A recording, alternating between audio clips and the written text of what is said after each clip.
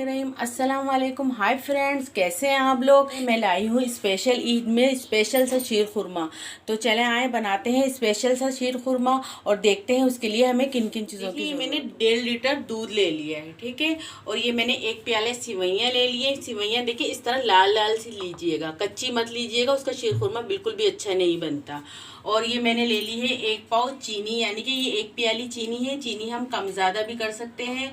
और उसके बाद ले ली है मैंने 1 पाव घी। घी कम ज़्यादा नहीं कर सकते क्योंकि शीर खुरमे में घी ज़्यादा अच्छा लगता है।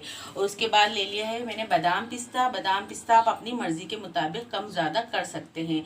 और उसके बाद ले ली है मैंने 125 ml की क्रीम ले ली है।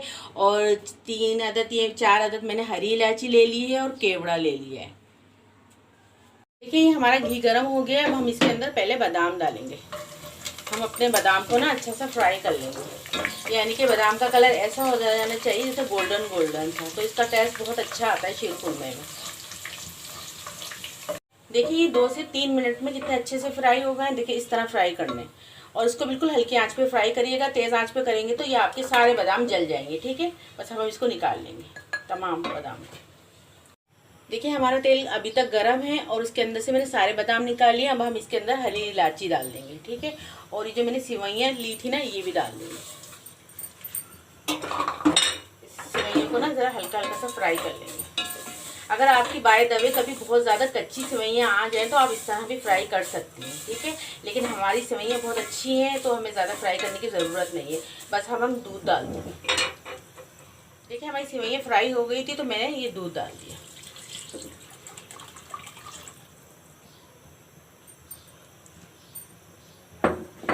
अब हमारा ये दूध पकना शुरू हो जाएगा तो हम इसके अंदर ये क्रीम डाल देंगे।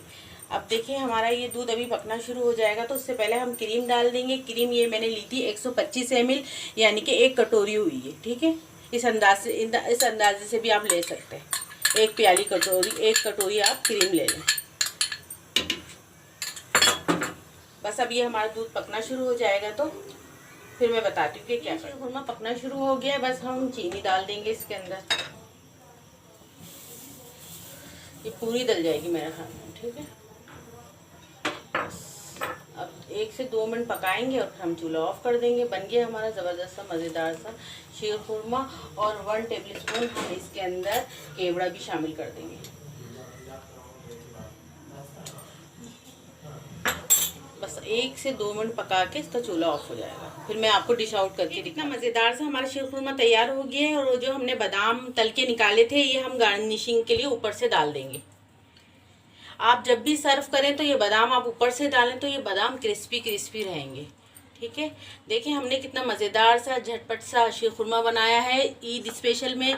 आप भी ज़रूर बनाइएगा और इसको एंजॉय कीजिएगा। अगर आपको मेरी रेसिपी पसंद आ रही है तो लाइक करें, शेयर करें और कमेंट्स करके ज़रूर बताया करें कि आपको मेरी बनाई हुई चीज़ें कैसी लगती हैं। अच्छा, अब दुआओं में याद रखिएगा अपना। बिस्मिल्लाहिर्रहमानिर्रहीम। अस्सलाम वालेकुम। हाय फ्रेंड्स, कैसे हैं आप लोग। ईद स्पेशल में आज हम बना रहे हैं रबड़ी खीर। तो चले आए बनाते हैं ज़बरदस्त सी स्पेशल सी रबड़ी खीर और देखते हैं उसके लिए हमें किन किन चीज़ों की ज़रूरत है।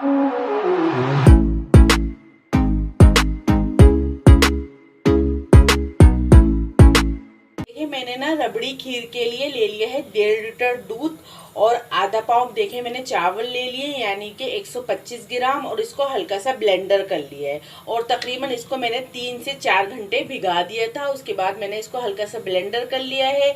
अब हमारा दूध गर्म होने को आ रहा है तो हम चावल इसके अंदर डाल देंगे।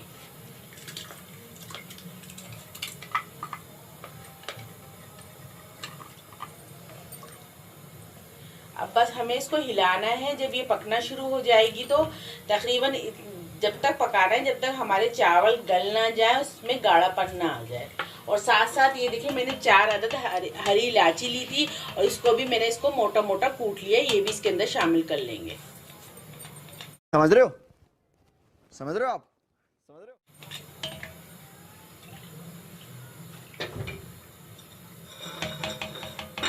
अभी हमारी खीर पकना शुरू हो जाएगी तो फिर हम इसको देखते हैं क्या करें। खीर अब पकना शुरू हो गई है। हमें इसको तकरीबन 1 घंटा बिल्कुल हल्की आंच पे पकाना है और बीच बीच में इसको चेक करते रहिएगा कि आपकी खीर कहीं लग तो नहीं रही या उबल तो नहीं रही।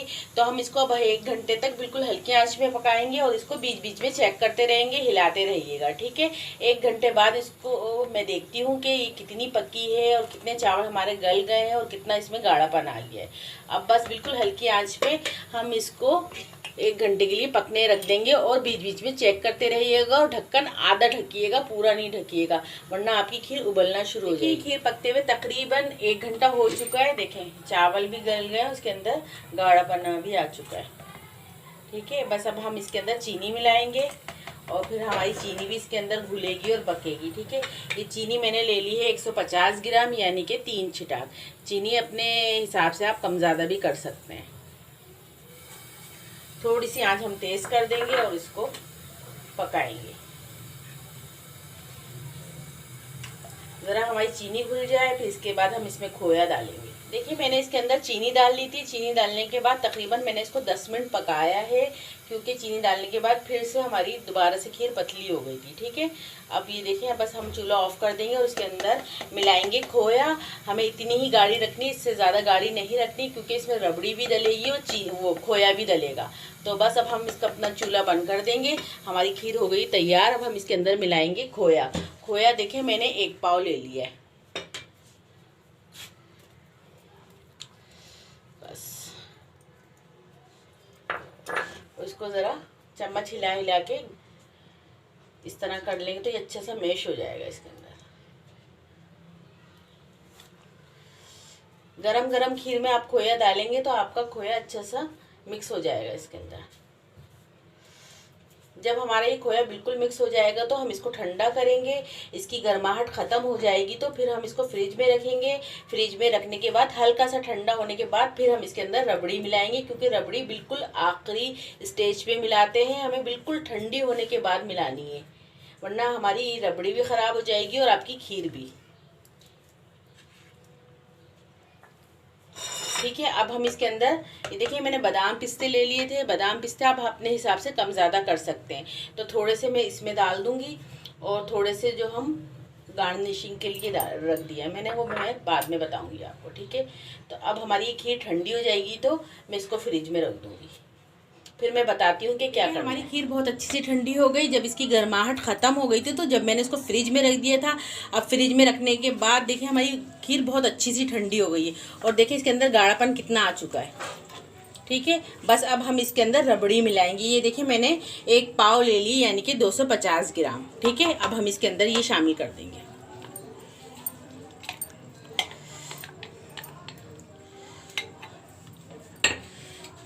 बस इसको इस तरह शामिल कर देंगे और इसको हम डिश आउट करके आपको दिखाते हैं।